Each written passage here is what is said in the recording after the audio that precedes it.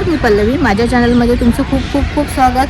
तर आज मी आले आहे ऑगस्ट क्रांती मैदान येथे आणि इथे मी ऑलमोस्ट कधी मॉर्निंग वॉक नाही झाला तर इव्हनिंग वॉक करायला इथे नेहमीच येते.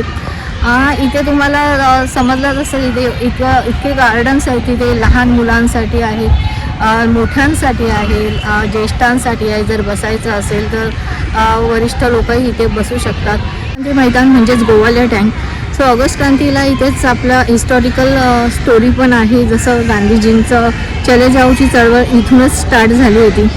सो ह्या गार्डनला ह्या ऑगस्ट क्रांती मैदान गोवालिया टँक इथे खूप महत्त्वाचं मानलं जातं. August Kranti Maidan grand road waste इथून तुम्ही आलात तर 5 मिनिटं वॉकिंग डिस्टन्सवर आहे. पूर्वी गोवालिया टँक मैदान म्हणून ओळखले जाणारे हे ऑगस्ट क्रांती मैदान हे मुंबईतील एक ऐतिहासिक क्रीडांगण आहे, जिथे महात्मा गांधीजींनी 8 ऑगस्ट 1942 रोजी भारत छोडो आंदोलनाचा शुभारंभ केला होता.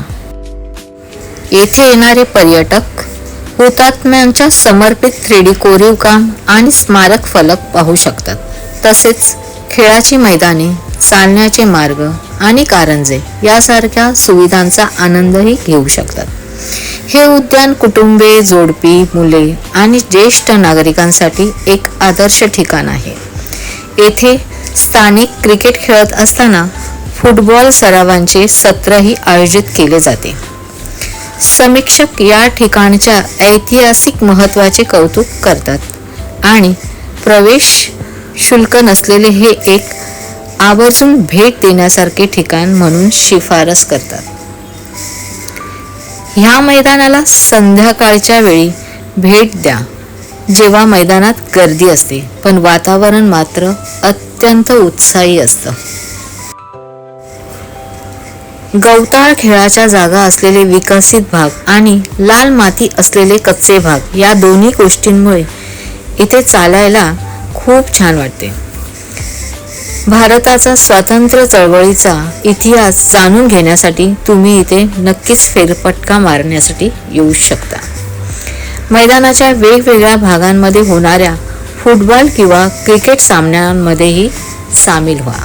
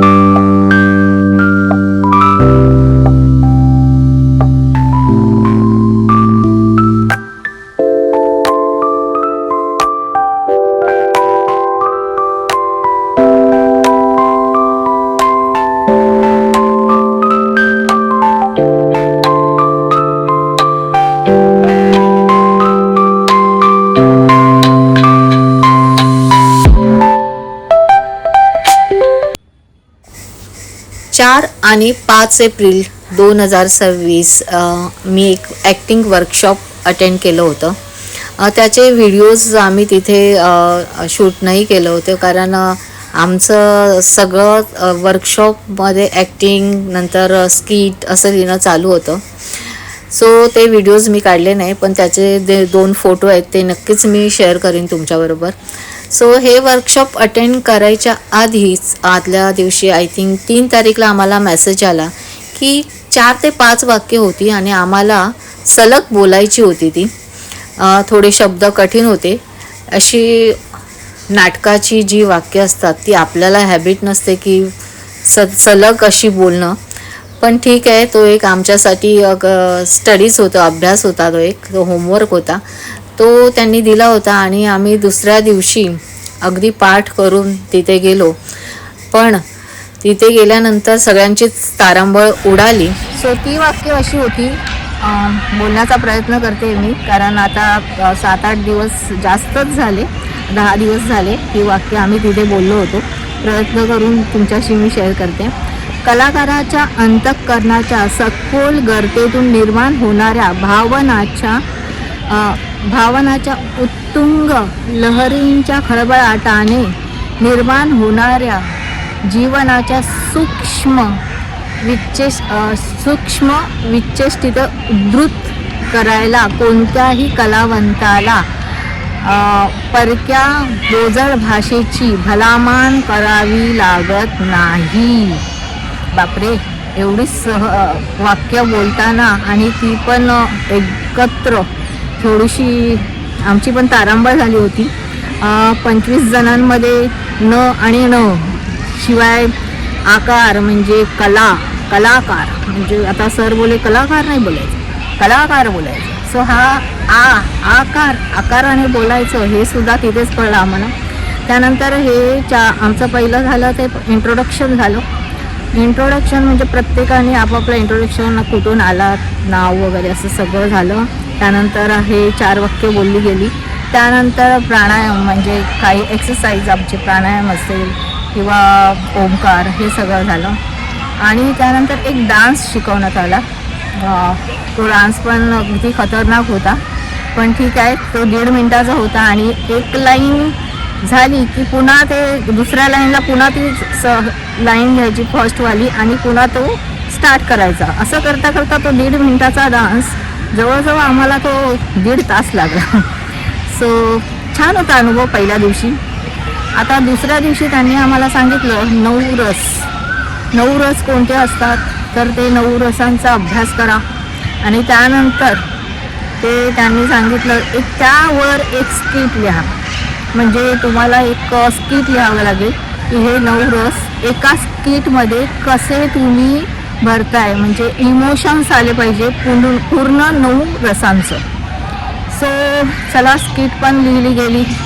अनुभव म्हणजे बघा, पहिल्या दिवशी हे झालं, हे दुसऱ्या दिवशी 9 रस कसे असतात किंवा कोणते आहेत हे आम्हाला पहिलं माहीत नव्हतं.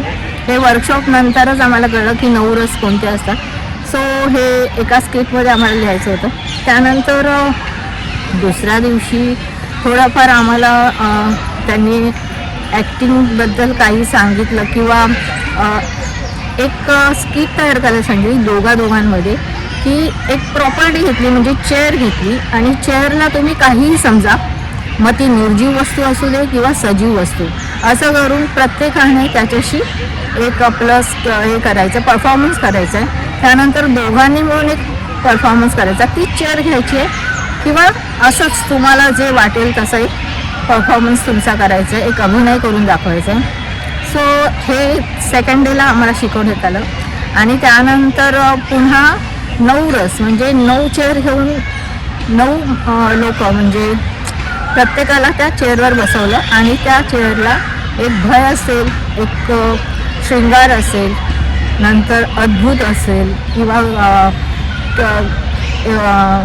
अद्भुत, भय, शृंगार, हास्य, शांत, नंतर अजून एक आहे आपलं वीर रस, असे 9 रस असतात. ते 9 रस पूर्णपणे त्या चेअरवर बसलेले होते. तसं आम्हाला प्रत्येक त्या रसाबरोबर परफॉर्मन्स करत म्हणजे कंटिन्यू करत करत ते 9 म्हणजे अगदी करोना वगैरे ते सगळं म्हणजे रडायचं पण आहे, हसायचं पण आहे, आश्चर्य पण दाखवायचं आहे. म्हणजे अरे यार आम्ही नवीन आहोत आणि तरी पण हे सगळं पण ठीक आहे. सरांनी खूप सुंदर शिकवलं आणि राजेश देशपांडे सर खरोखरच खूप छान शिकवतात. 2 दिवसाचं वर्कशॉप होतं पण अतिशय सुंदर वर्कशॉप होतं आणि खरंच ॲक्टिंग शिकण्याची अगदी लहानपणापासून एक ते असतं ना की थोडंसं यायला पाहिजे, थोडंसं काहीतरी यायला पाहिजे ॲक्टिंगमधलं. पण हे 2 दिवसाचं वर्कशॉप आम्हाला बरंच काही शिकून गेलं. तर खूप छान वाटलं ह्या 2 दिवसात. हेच तुम्हाला शेअर करायचं होतं. आताही सरांचं 1 मे पासून आय थिंक 31 मेपर्यंत बोरिवलीला त्यांचा पुन्हा ही कार्यशाळा चालू होणार आहे ॲक्टिंग वर्कशॉप. सो कोणालाही तुम्हाला त्या भाग घ्यायचा असेल, पार्टिसिपेट करायचं असेल तर तुम्ही नक्कीच जाऊ शकता. तिथे नंबर दिला असेल तिथे कॉल करा आणि नाहीतर मी आपल्या डिस्क्रिप्शनमध्ये नंबर देते, तुम्ही कॉल करा आणि विचारा कोणाला ॲक्टिंग करायची खरंच आवड असेल तर त्यांनी कॉल करा आणि त्या ॲक्टिंग वर्कशॉपचं ही किती फीज वगैरे असेल ते इन्क्वायरी करून घ्या. सो छान अनुभव होता हा. आता इथे वॉक पण झालेलं आहे, तुमच्याबरोबर माझा अनुभव मी शेअर पण केलेला आहे. मला खूप वाटत होतं की तुम्हाला सांगावं हे कसं आहे का. ॲक्टिंग म्हणजे काय, आपण नुसतं ॲक्टिंग ही लोकं करतात, आपल्याला वाटतं अरे काय करतायत, कसं करतायत, पण ते करता करता पण नाके नेऊ येतात आपल्यासारख्यांना की कॅमेरा फेस करायचं आहे सगळंच. म्हणजे कॅमेरा फेस करता करता डायलॉग विसरतो आहे, डायलॉग पण लक्षात ठेवायचं आहे, नंतर ॲक्टिंग पण करायची आहे, इमोशन्स पण आणायचे. हे सगळं एकत्र करतो तेव्हा आपल्याला कळतो ओ ॲक्टर होणं इतकं सोपं नाही आहे. त्यासाठी खूप सगळे कष्ट आहेत. सो कोणताही जॉब तुम्हाला वाटत असेल तो सोपा आहे तर सॉरी, तो सोपा नाही आहे. त्यासाठी खूप कष्ट करावे लागतात. तसंच ॲक्टिंग करण्यासाठी खूप कष्ट आहेत.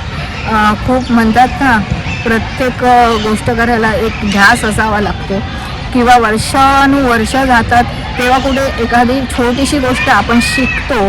तर तसंच हे आहे. सो तो अनुभव मी छोटासा घेतला आहे. पुन्हा त्यांच्या इन्स्टिट्यूटमध्ये 1 मेपासून ही कार्यशाळा चालू करतील ॲक्टिंग वर्कशॉप. तर तिथेही बघूया, मला वाटलं तर मी तेही जॉईन करीन तिथेही, कारण हे अनुभव खरंच घेण्यासारखे असतात. ज्यांना आवड आहे त्यांना तर त्यांनी नक्की बघा आणि इथे जॉईन व्हा. सो खूप छान आहे. आमच्याबरोबर खूप 25 लोकांमध्ये खूप सगळे अगदी असून एक मिस्टर इंडिया असलेला 3 वर्ष कंटिन्यू मिस्टर इंडिया झालेला एक मुलगाही होता. त्याचं नाव सोहम होतं आणि दुसरं एक ललित, आपलं पुण्याचे ललितमधून शिकून आलेले एक मुलगी होती. तिने 3 वर्षाचा पूर्ण कोर्स केलेला होता. ती होती एक दूरदर्शनवर काम करणारे किंवा नाटकातून काम करणारे किंवा वर्कशॉप करायला जॉईन झालेले, ते काही ॲक्टिंग कोर्सही करत होते. सो अशी खूप सगळे लोकं जी होती ती ते ह्या वर्कशॉपमध्ये मला त्यांच्याबरोबर ही ओळख झाली माझी आणि खूप मजा आली त्यांच्याबरोबर काम, म्हणजे त्यांच्याबरोबर वावरताना, त्यांच्याबरोबर हे स्किट करताना. नंतर एकत्र आम्ही लंच केला, एकत्र नाश्ता केला. सो त्यांच्याबरोबर एक नवीन ग्रुप मला मिळाला, नवीन माणसं, नवीन लोक आपण त्यांच्याशी जोडले जातो. खूप चांगलं होतं, वातावरण छान होतं, खेळूमेळीचं होतं, शिकवणारे सगळे चांगले होते. खूप छान वाटलं. हाच एक्सपिरियन्स तुमच्याशी मला शेअर करायचा होता. लास्टला मी ते फोटो फक्त मी तुमच्याशी शेअर करीन जिथे आम्ही राजेश सरांबरोबर आणि आमच्या ग्रुपबरोबर काढले होते. जितकी लोकं होती त्यांच्याबरोबर आम्ही फोटो शेअर केले. काही अर्धी लोकं जे निघून गेले होते. सो खूप छान अनुभव होता. चला पुन्हा एक राऊंडमध्ये आपण